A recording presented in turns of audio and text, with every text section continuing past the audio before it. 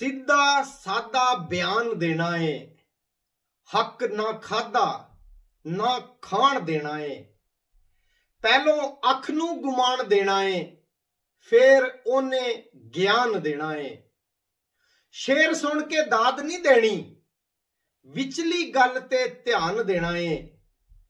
मुल्ला करदा गराई रजदा नहीं, ला मकानू मकान देना है। सीधा सादा बयान देना है। देश परदेश टीवी जर्मनी 21 ते जी आयां नो। तुहाडी सेवा विच तुहाडा वीर काशिफ तनवीर। सलाम नमस्ते ते सत श्री अकाल। सज्जणों, पंजाबी अदब वल झाती पाइए ते सानू ढेर सारे सूफी शायर, अदीब, पत्रकारां दा एक बहुत वड्डा खजाना मिलदा है, जिन्हां विचों कुछ दे नाम दसने तुहाडे सामने रखने जरूरी समझांगा। जिन्हां विच बाबा फरीद शाह हुसैन, मियां मुहम्मद बख्श वारस शाह सुल्तान बाहू, बाबा गुरुदेव गुरु नानक जी और बाबा अर्जन देव जी ते बुल्ले शाह जियां महान हस्तियां शामिल ने।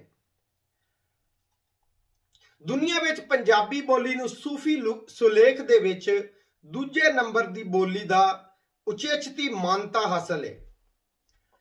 अज साडे नाल ऐसी ही सोहनी शख्सियत जुड़े ने जिन्हां दा जन्म बुल्ले शाह दी सोहनी धरती ते होया। पंजाबी अदब विच एक सुलखा मुहांदरा नाम साबर अली साबर होरां दा है। अजे सुचज्जे ते पारख लिखारी ने, जिन्हां दी शायरी दे नाल नाल नज़मां कहानियां दियां किताबां भी उन्हां ने छापियां ने, ते जिन्हां विच इक्को साहे अलफ दा पंदी परछावें ते नवीं किताब जिन्हों गुरमुखी ते शाहमुखी दोनों विच लिखिया गया, भुख है। भुख दे खालक जनाब साबर अली साबर ने अज उन्हां दे कीमती वेले विचों थोड़ा जिहा वेला उन्होंने सानू दिता। बड़ियां प्यार मुहब्बत भरियां गल्लां होईयां।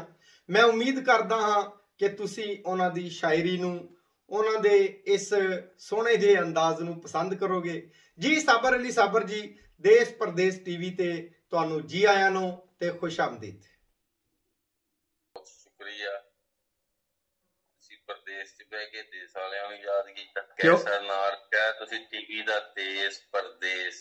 परदेश च बह के देश नूं याद रख। जो अखां नीवियां ने शीशियां दे सामने बह के ते कंधां नूं सुनानी, बड़ी लम्मी कहानी। मेरा मतलब के पलकां मुढ़ जम्मी लूणियां बर्फां दी जेड़ी तय पुरानी, बड़ी लम्मी कहानी। नूं बचावन लई जो सावे लाल काले झंडियां दे नाल खैंदे, असीं ये समझदे क्यों नहीं कि साडे खून पानी ते इन्हां दा तेल पानी।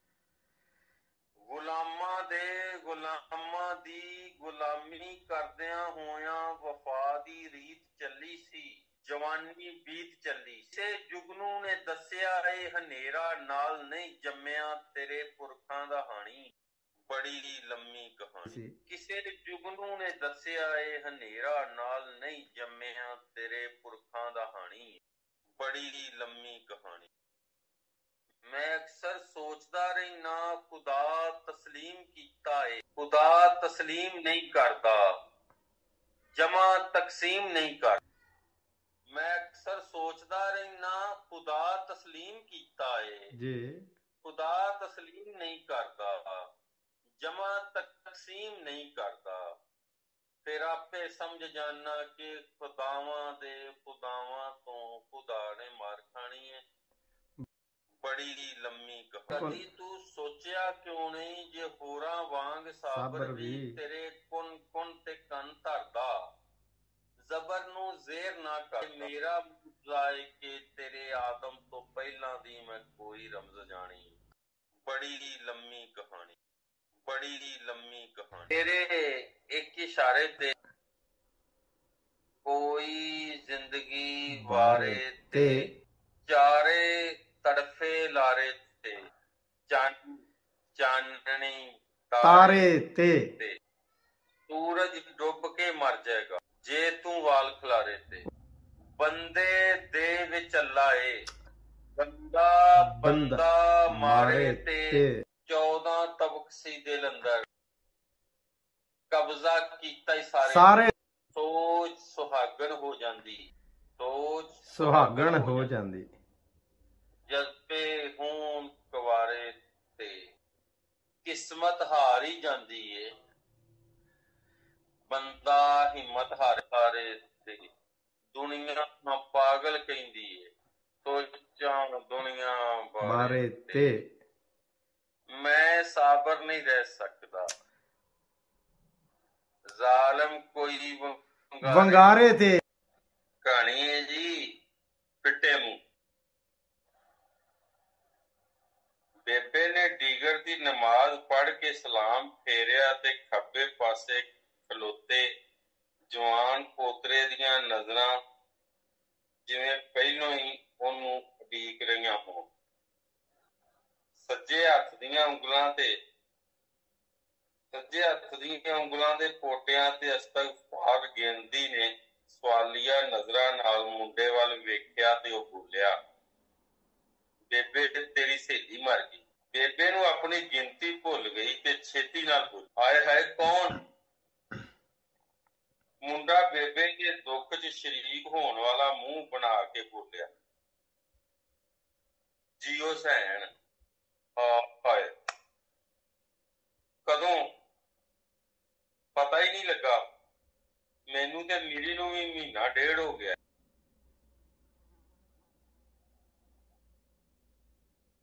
ਮੈਨੂੰ ਵੀ ਹੁਣੇ ਹੀ ਪਤਾ ਲੱਗਾ ਬੇਬੇ, ਅਸੀਂ ਮੈਚ ਖੇਡ ਕੇ ਆ ਰਹੇ ਸਾਂ ਤੇ ਉਹਨੂੰ ਦਫਨਾ ਕੇ ਲਗੇ ਆਉਂਦੇ ਸੀ। ਹਾਏ ਹਾਏ ਐਲਾਨ ਹੀ ਕਰਾ ਦਿੰਦੇ।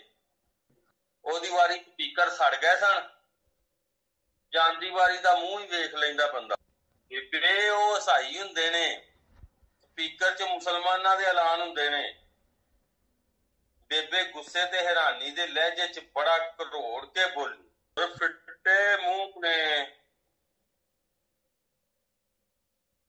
ਮੁੰਡਾ ਹੱਥ 'ਚ ਫੜਿਆ ਤਰੇਰਾ ਭਰੇ ਗਲੋਬ ਵਰਗਾ ਚਮੜੇ ਦਾ ਘਸਿਆ ਜਿਹਾ ਲਾਲ ਗੇਂਦ ਕਿਸੇ ਹਾਰੇ ਹੋਏ ਖਿਡਾਰੀ ਵਾਂਗੂ ਵਿਹੜੇ ਦੀ ਇੱਕ ਨੁੱਕਰ 'ਚ ਸੁੱਟ ਕੇ ਅੰਦਰ ਵੜ ਗਿਆ ਤੇ ਬੇਬੇ ਭਿੱਜੀਆਂ ਅੱਖਾਂ ਨਾਲ ਜੀਓ ਸੈਨ ਵਾਸਤੇ ਦੁਆ ਮੰਗਣ ਲੱਗੀ। ਦੇਸ਼ ਪਰਦੇਸ ਟੀਵੀ ਦਾ ਬਹੁਤ ਖੁਸ਼ੀ ਹੋਈ ਮੈਨੂੰ, ਤੁਸੀਂ ਇੰਨੀ ਮੁਹੱਬਤ ਨਾਲ ਦੇਸ਼ ਪਰਦੇਸ 'ਚ ਬਹਿ ਕੇ ਦੇਸ਼ ਵਾਲਿਆਂ ਨੂੰ ਯਾਦ ਕਰਨ ਦਾ ਬਹੁਤ